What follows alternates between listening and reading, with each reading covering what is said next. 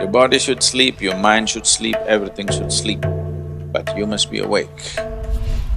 Every day, you have free enlightenment when you go to sleep. But the problem is you're unconscious. You master your mortality if you just manage to stay awake when you slip into sleep.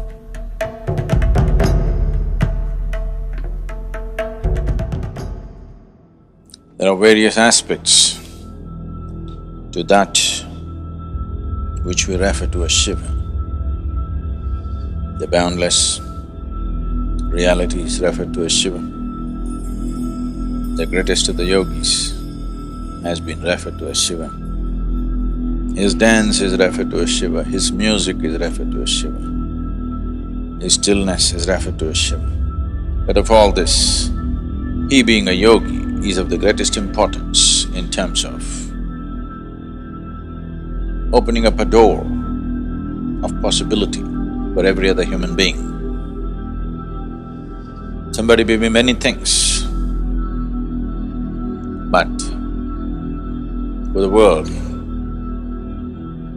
that dimension which is a possibility for the world is the most important thing. So he being a yogi is the most important thing. Being a yogi means many things. One aspect of a yogi is that he sleeps in his wakefulness and is awake in his sleep. That this must be fully awake, but if you check the parameters of the body, it must be asleep. In sleep, everything should be asleep, but you must be awake. Your body should sleep, your mind should sleep, everything should sleep, but you must be awake.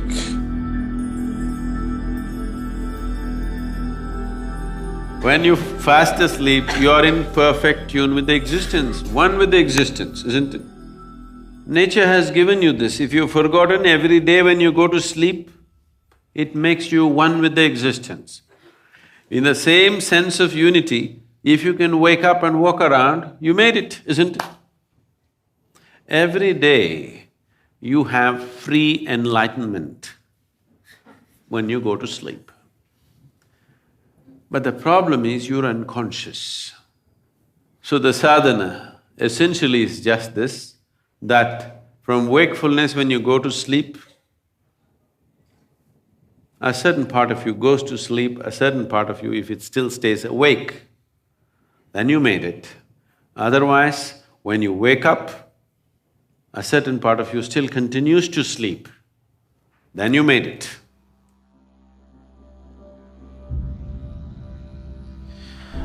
If you're awake and fast asleep at the same time, you're asleep and awake at the same time, this is called Turiya.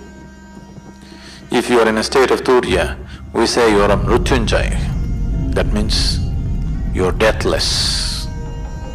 Because if you can be awake in your sleep, you will also be awake when you have to shed the body. So there is no question of death for such a person. Because life and death are happening at the same time. It is only the ignorant who think, right now I'm alive and one day I will die. No, both are happening at the same time. They are not two different things actually, only for the sake of understanding, we have to divide them. Otherwise, it's just life and life. One dimension of life and another dimension of life. So this transition from one dimension of life to another becomes an easy doorway.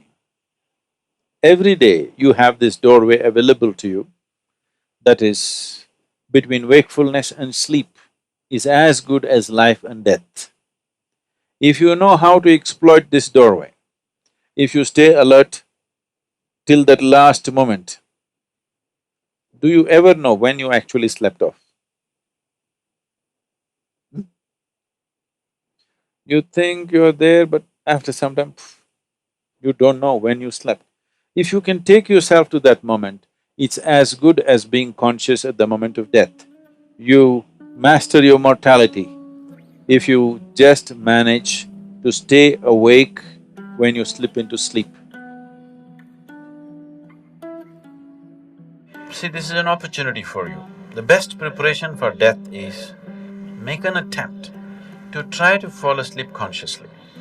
Instead of drifting away, if you shift from wakefulness to sleep consciously, death will become a play.